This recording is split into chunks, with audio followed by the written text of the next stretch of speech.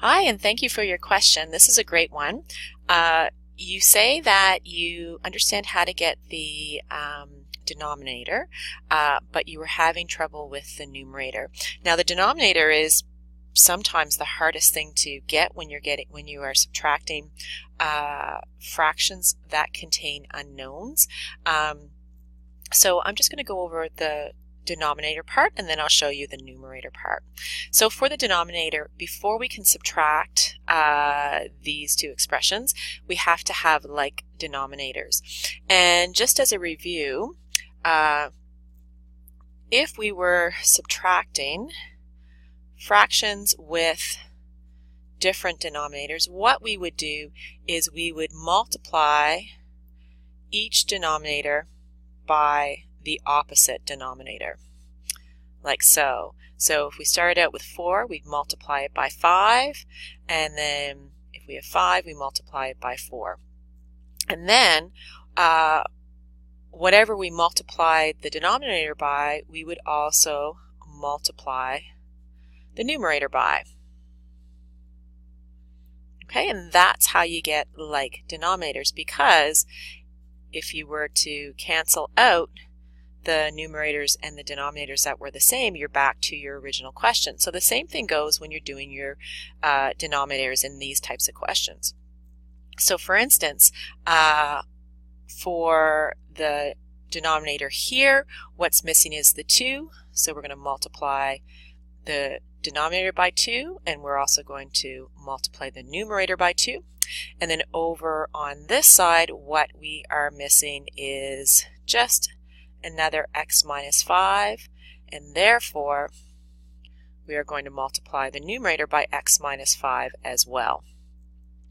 And then if you were to cancel out what you included to make your denominators, you'd see you'd be back to your original equation. So that's just a nice check to make sure that you've done that correctly.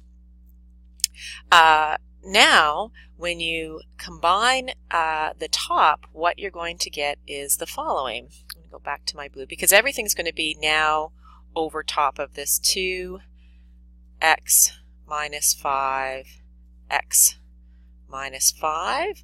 And actually, I can even simplify this further and just put x minus 5 to the power of 2 to simplify it. You don't have to do that, but that's how they have it as the answer in the textbook. So up top, what I'm going to do is I'm going to simplify this first. 2 times x gives us 2x, and then we're going to subtract the product of x minus 4 times x minus 5. So I'm going to need to simplify this here. So I'm going to have x times x equals x squared, x times negative 5, you can see here I'm using FOIL, equals negative 5x, minus 4 times x gives me minus 4x, and minus 4 times minus 5 gives me positive 20. So I'm going to now put that into a new numerator. Oh, actually, I'm going to simplify this a little bit more. Minus 5x subtract 4x is going to give me minus 9x plus 20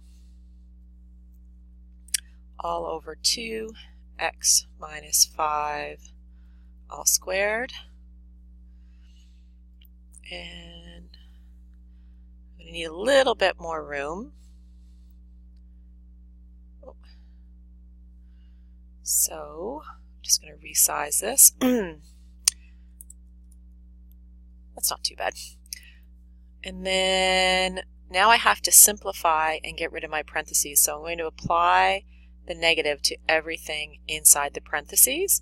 So I'll have 2x minus x squared positive 9x minus 20, and that's all over 2x minus 5 squared. And then lastly, I can simplify the top by combining like terms. So I get minus x squared. 2x plus 9x is positive 11x minus 20 all over 2x minus 5 squared.